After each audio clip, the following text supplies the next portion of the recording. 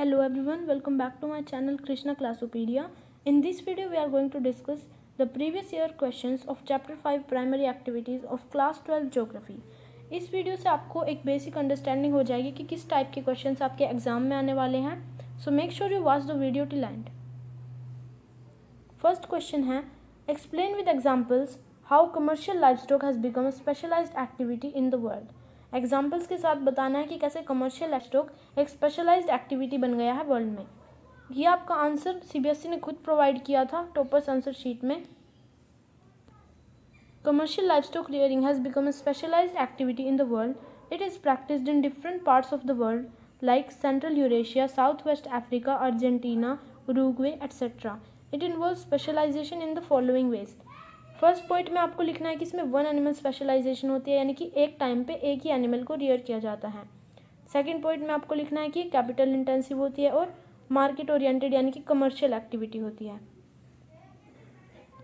Third point में आपको ranches और पार्सल्स वाला पॉइंट लिखना है.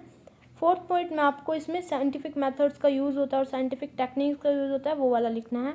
फिफ्थ पॉइंट में आपको लिखना है कि इसमें ब्रीडिंग, वेटरनरी सर्विसेज और जेनेटिक इम्प्रूवमेंट आती है. इस क्वेश्चन को आप एक बार पूरा पढ़ लेना, ये एक इम्पोर्टेंट क्वेश्चन है. सेकंड क्वेश्चन है, define the term cooperative farming. Cooperative society, a group of farmers form a cooperative society bye pooling in their resources voluntarily for more efficient and profitable farming. The best example is Denmark. ये आपका 2 marker question है. Explain any 5 important characteristics of mixed farming practiced in the world. Mixed farming की 5 characteristics बतानी है.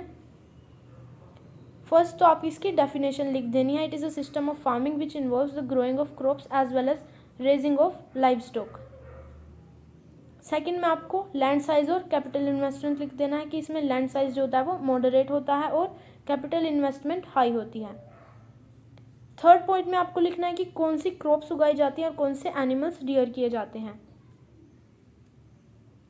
Fourth point में आपको लिखना है कि इसमें इंटरक्रॉपिंग और क्रॉप रोटेशन का यूज़ किया जाता है और इससे सॉइल फर्टिलिटी जो होती है वो इंक्रीज होती है.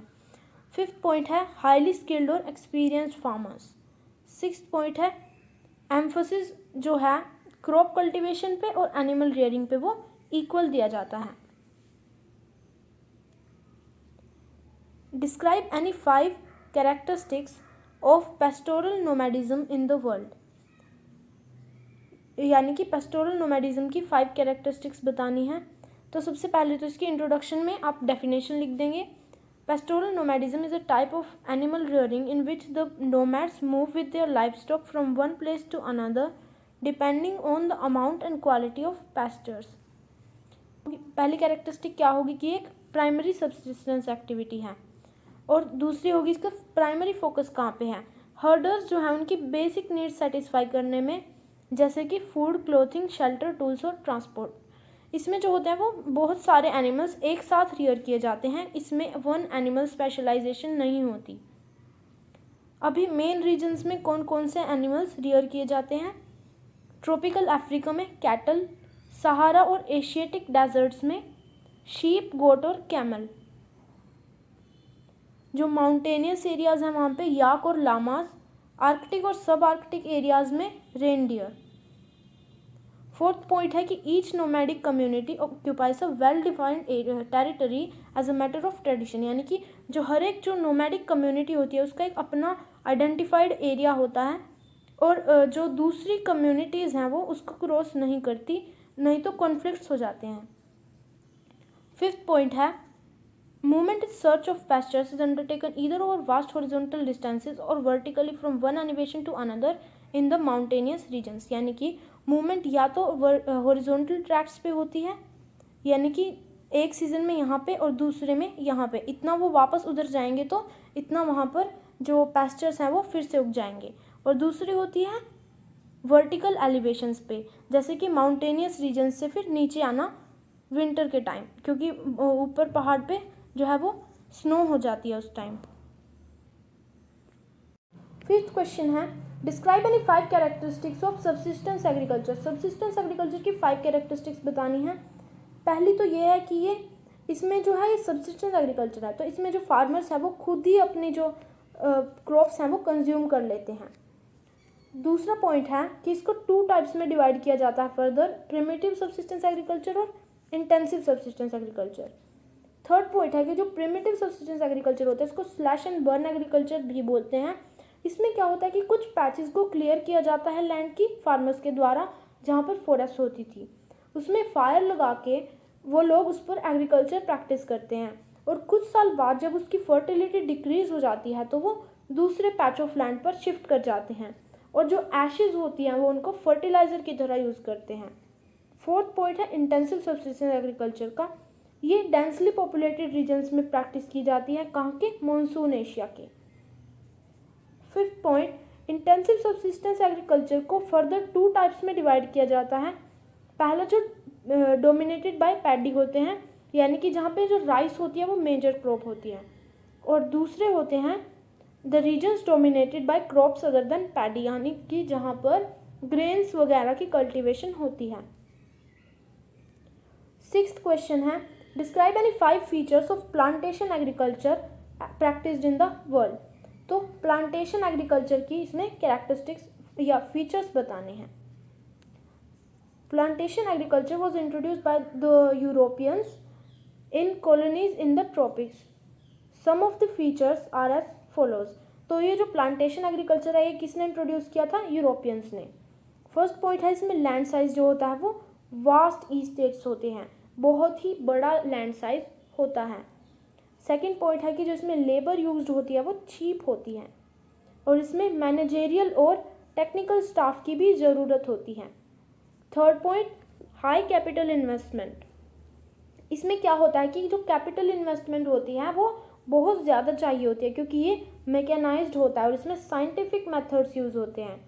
फोर्थ पॉइंट है कि इसमें एक सिंगल क्रॉप स्पेशलाइजेशन होता है, यानी कि एक प्लांटेशन में एक ही क्रॉप उगाई जाएगी, या तो टी या कॉफ़ी या कुछ और।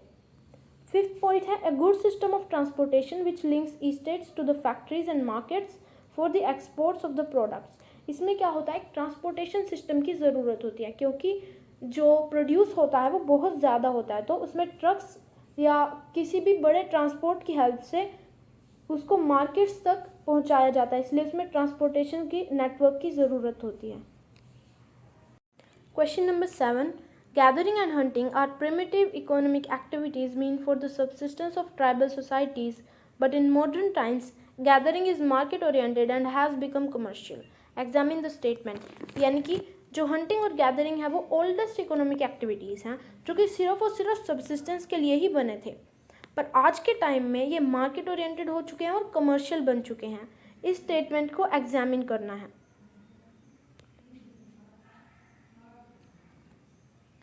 Hunting and gathering are the oldest economic activities known. These activities are practiced in regions with extremely harsh climate. तो जो हंटिंग एंड गैदरिंग है वो ओल्डेस्ट इकोनॉमिक एक्टिविटीज़ है और आज के टाइम में ये हार्श क्लाइमेटिक रीजन्स में अभी भी प्रैक्टिस किए जाते हैं। This is because in regions में एग्रीकल्चर नहीं हो सकता, इसीलिए यहाँ पर अभी भी हंटिंग और गैदरिंग ही होती है। गैदरिंग में क्या होता है कि लोग वैल्यूएबल प्लांट और एनिमल प्रोडक्ट्स को कलेक्ट करते हैं और उनको सिंपल प्रोसेसिंग के बाद मार्केट्स में सेल कर देते हैं। गैदरिंग की कैरेक्टरिस्टिक्स हैं, पहला कि इसमें लिटल या फिर नो सरप्लस होता है, क्योंकि ये सब्सिस्टेंस एक्टिविटी है तो इसमें सरप्लस बहुत ही कम होता है या फिर बिल्कुल भी नहीं होता है। सेकेंड पॉइंट है प्रिमिटिव और लो लेवल्स ऑफ टेक्नोलॉजी। तो इसमें जो टेक्नोलॉजी का लेवल है वो बहुत ही ज़्यादा लो होता है, जिससे यील्ड पर पर्सन भी बहुत ज़्यादा लो होती है, यानी कि हर पर्सन की प्रोडक्टिविटी ऑन एन एवरेज बहुत ही ज़्यादा कम होती है। पर कुछ गैदरिंग जो है वो मार्केट ओरिएंटेड बन चुकी है और वो कमर्शियलाइज हो चुकी है। जो प्रोडक्ट्स होते हैं गैदरिंग से कलेक्ट होके वो मार्केट्स में सेल किए जाते हैं और वो कमर्शियलाइज हो गई है। ट्री की बार्क इन चीज़ों के लिए यूज़ होती है, ट्री ट्रंक इन चीज़ों के लिए यूज़ होती है, लीव्स इन चीज़ों के लिए यूज़ होते हैं, और जो च्युइंग गम है उसका जो फ्लेवर वाला पार्ट होता है वो चिकल से आता है, जो कि ज़पोटा ट्री के मिल्की जूस से ऑब्टेन होती है। अभी पिछले कुछ सालों में जो फॉरेस्ट प्रोडक्ट्स की डिमांड है वो बहुत ज़्यादा इंक्रीज़ हो गई है, इसीलिए गैदरर्स को इजीली इनके लिए थोड़ी मार्केट मिल जाती है। अभी जो नेचुरल प्रोडक्ट्स हैं उनकी भी जो है डिमांड वो इंक्रीज़ हो गई है।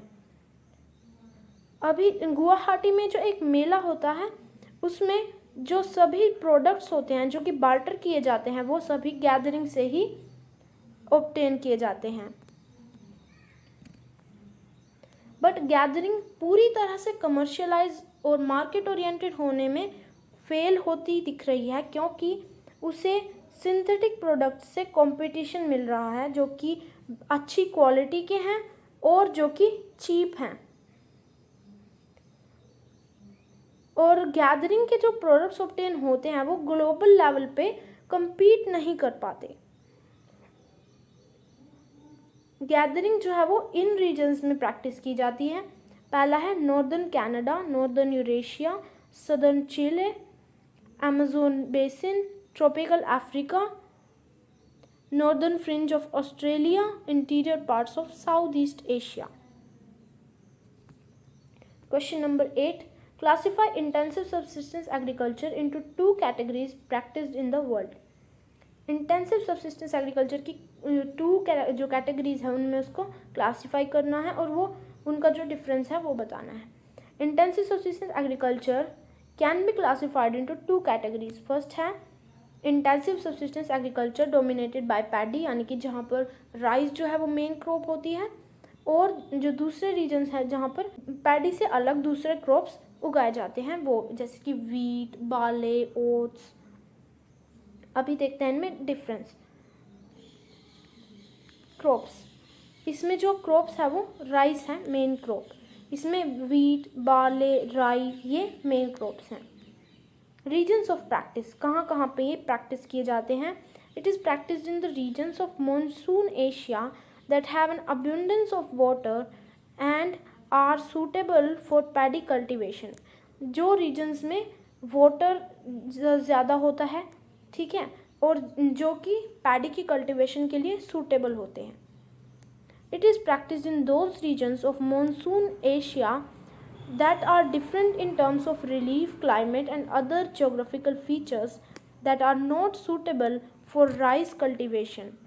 Example, Manchuria, North Korea, western parts of Indo-Gangetic plains. तो ये किन रीजन्स में प्रैक्टिस की जाती हैं? जहाँ पे डिफरेंट रिलीफ होता है, डिफरेंट क्लाइमेट होता है और डिफरेंट जोग्राफिकल फीचर्स होते हैं, इस तरह से कि वो जो है राइस की कल्टिवेशन के लिए उतने सूटेबल नहीं होते। रीजन्स आपको दिए गए हैं एग्जाम्पल के लिए। यूज़ ऑफ इरिगेशन, इसमें इरिगेशन का यूज़ नहीं होता है क्योंकि वाटर ऑलरेडी अबंडेंस में होता है। इसमें इरिगेशन का यूज़ होता है पर उतना प्रोमिनेंटली नहीं होता क्योंकि ये एक लो लेवल टेक्नोलॉजी का वो है type. Question number 9, what are the two types of intensive subsistence agriculture? Intensive subsistence agriculture के टू टाइप्स कौन से हैं ये हमने पिछले क्वेश्चन में ही डिस्कस किए हैं, तो ये आप खुद कर लीजिएगा। Question number 10, mention any two main regions of commercial dairy farming. इनमें से आप कोई भी टू कर सकते हैं। जो फर्स्ट है लार्जेस्ट एरिया वो है नॉर्थ वेस्टर्न यूरोप, सेकेंड है कनाडा और थर्ड है south eastern Australia, New Zealand and Tasmania. Question number 10, why does gathering have a little chance of becoming important at global level? Explain one reason. तो इसमें हमने first question में भी discuss किया था, क्योंकि जो प्रोडक्ट्स हैं वो ग्लोबल लेवल पे compete नहीं कर पाते और सिंथेटिक आइटम्स से वो एक स्टिफ कंपटीशन फेस करते हैं क्योंकि वो बेटर क्वालिटी के होते हैं और लेस एक्सपेंसिव होते हैं। Question number 12, describe the way of life of nomadic herders in the world. जो नोमैडिक हर्डर्स हैं उनकी ज़िंदगी कैसी होती है वो बतानी है। फर्स्ट पॉइंट है primitive style. Even in present day nomadic herders live a very primitive style of life. They move with their life stock to different regions. वो बहुत ही ज़्यादा प्रिमिटिव स्टाइल ऑफ लाइफ जीते हैं, एक जगह पे सेटल नहीं होते, वो मूव करते रहते हैं। सेकेंड पॉइंट है मूवमेंट का type. The nomads move over vast horizontal tracts of land with their life stock और move vertically from one elevation to another.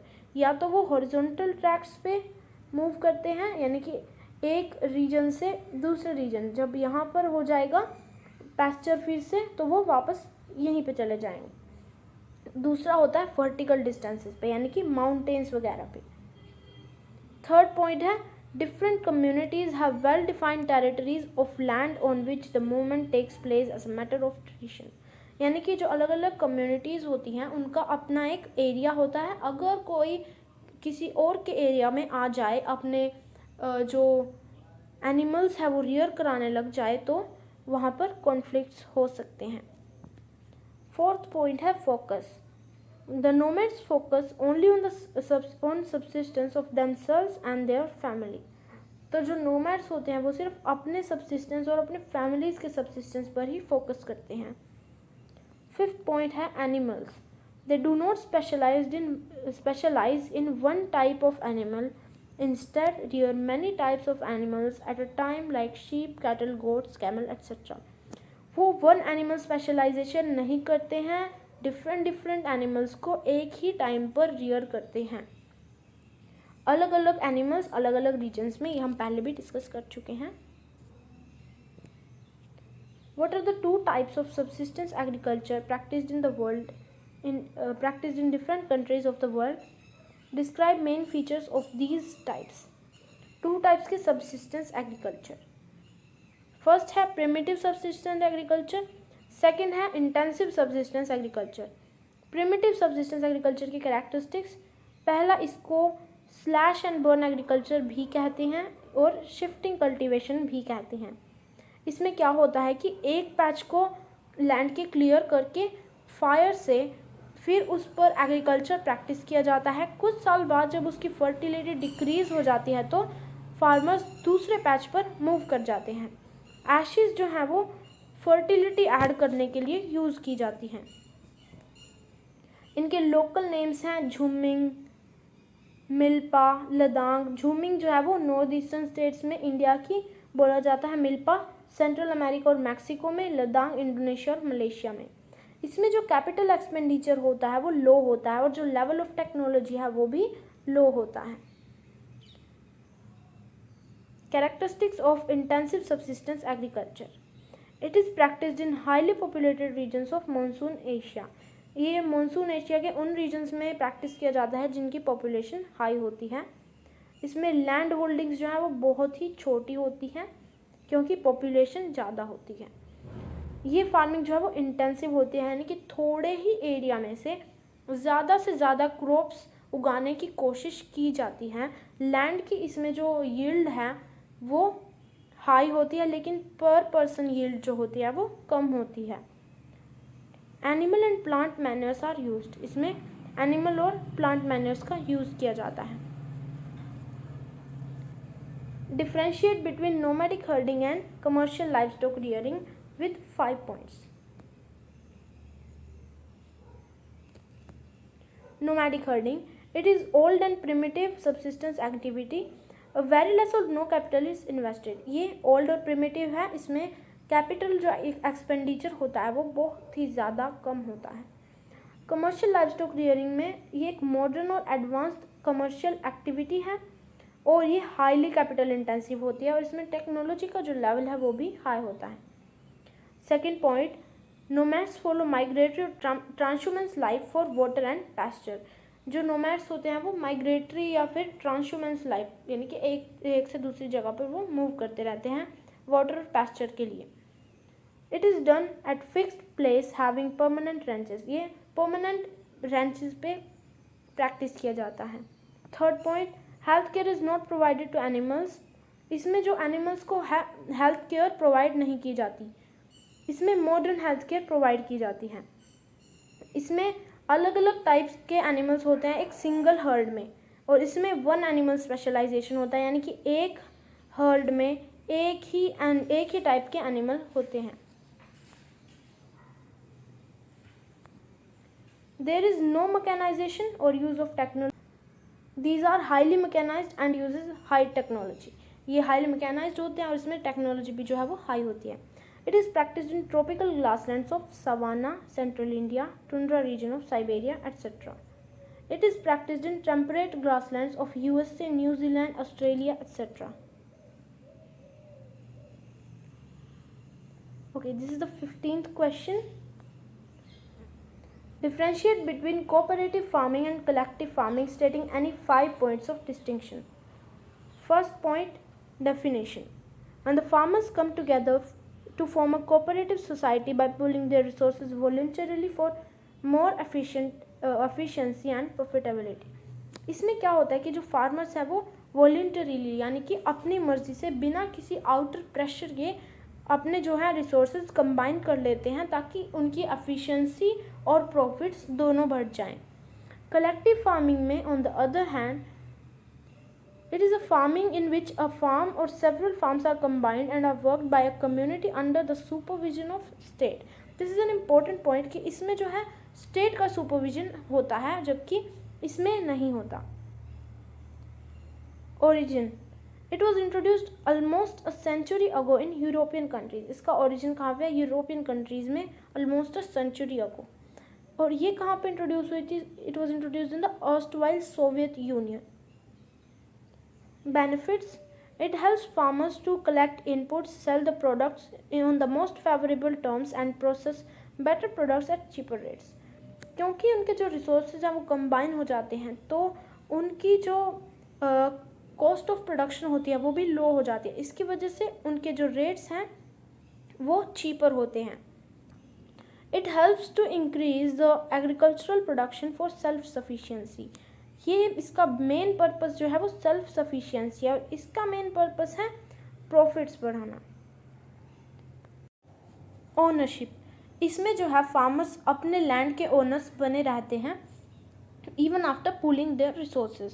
इसमें क्या होता है कि जो फार्मर्स के पास खुद के छोटे छोटे स्लॉट्स होते हैं अपने लिए क्रॉप्स उगाने के, बाकी जो उनका पूरा लैंड होता है वो कलेक्टिव ही होता है, उनकी इंडिविजुअल ओनरशिप नहीं रहती.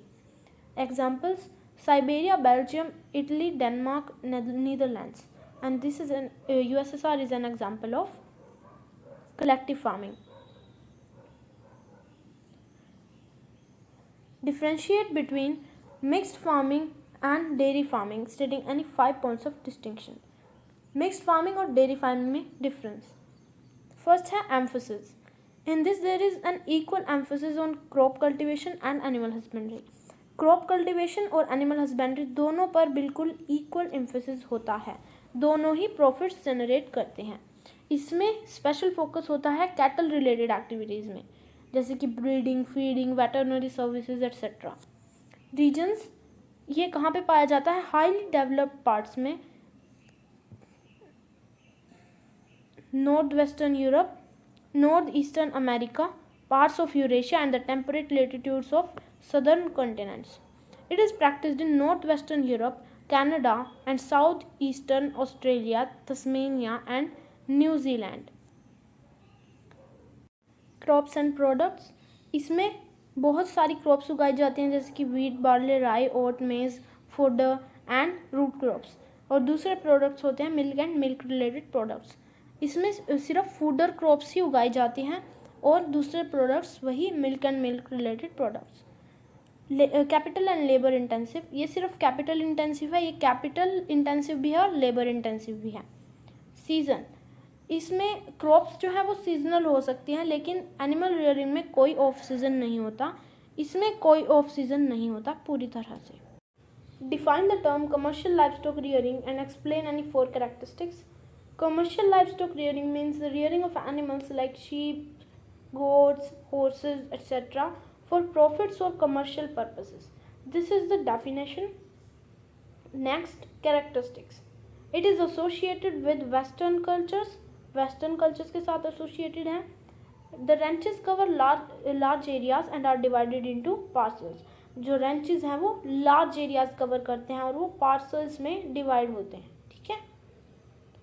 नेक्स्ट है number of animals in pastures is kept according to their carrying capacity.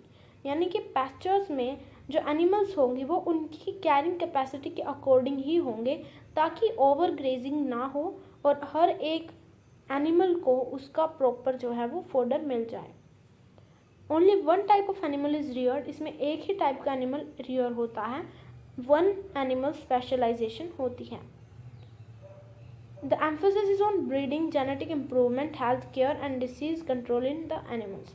इसमें एरियाज ऑफ एम्फोसिस लिखने हैं आपको। नेक्स्ट है 17th question, define the term nomadic herding and explain any 4 characteristics. This question is similar to question number 4, so you can refer that question for this one. Question number 18, explain any 5 characteristics of extensive grain cultivation as practiced in the world. Extensive grain cultivation की 5 characteristics को बताना है। First है कि ये semi arid lands के जो mid latitude के जो सेमी एरिड लैंड्स होते हैं उनके इंटीरियर पार्ट्स में प्रैक्टिस किया जाता है, यानी कि मिड लेटीट्यूड्स में जो भी सेमी एरिड पार्ट होगा उसके जो इंटीरियर पार्ट्स हैं उसमें। Second point, wheat, barley, oats and rye are grown with the principal, okay sorry यहाँ पे व्हीट नहीं आएगा, barley, oats, rye are grown with the principal crop wheat. Third point, entire operations of cultivation from ploughing to harvesting are mechanized as the size of the farm is very large. तो इसमें क्या होता है कि जो पूरे के पूरे ऑपरेशंस होते हैं, जो भी काम होता है उसमें वो सभी मैकेनाइज्ड होता है, क्योंकि जो फार्म्स होते हैं वो बहुत ज़्यादा बड़े होते हैं तो उसमें ह्यूमंस काम ठीक से नहीं कर पाते, एंड क्योंकि वहाँ पे पॉपुलेशन भी कम होती है इसीलिए वहाँ पे जो ज़्यादा से ज़्यादा काम है वो मैकेनाइज्ड होता है। Fourth point, there is low yield per एकड़ but a high yield per person. इसमें क्या होता है कि पर एकड़ यील्ड जो होती है वो हाई होती है, क्योंकि जो पर एकड़ यील्ड होती है वो लो होती है, क्योंकि मशीन्स के द्वारा जो सारा काम है वो किया जाता है इसीलिए। और हाई यील्ड पर पर्सन इसीलिए होते हैं क्योंकि उसमें पर्सन्स का काम तो कम हो गया ना, इसीलिए। तो एक पर्सन बहुत सारी फील्ड्स को मैनेज कर सकता है इसीलिए। Fifth point, such agriculture is developed in European steppes, Canadian and American prairies, pampas of Argentina, velds of South Africa and downs in Australia and the Canterbury plains of New Zealand. तो ये इन regions में practice किया जाता है। Next है question number 19, define the term mixed farming, explain and 4 characteristics of the mixed farming practiced in the world. ये question is similar to question number 3, so you can refer that question for this one. Question number 20, what is truck farming? The regions where farmers specialize in vegetables only or grow mainly vegetables, the farming is known as truck farming. It is called so because the distance of a truck farms is from the market is governed by the distance that a truck can cover overnight. तो इसमें क्या होता है, mainly सब अर्ब्स में या फिर आसपास के रीजन्स में जो कि मेन सिटीज़ होती हैं उसके फार्मर्स जो हैं वो वेजिटेबल्स में स्पेशलाइज करते हैं और डेली जो फ्रेश वेजिटेबल्स होती हैं वो फार्म्स से मार्केट्स में भेजी जाती हैं। तो क्योंकि फार्म्स जो हैं और जो मार्केट है उसका एरिया इतना होता है कि जो ट्रक्स एक रात में कवर कर सकें, इसीलिए उनको कहा जाता है truck farming. Describe any 5 characteristics of commercial livestock rearing practised in the world. This question is similar to question number 16, so you can refer that question for this. And with this question we come an end to this video. Please read the questions once again for a better understanding. If you like the video, then please subscribe to my channel, like the video and share it with your friends. Thank you all.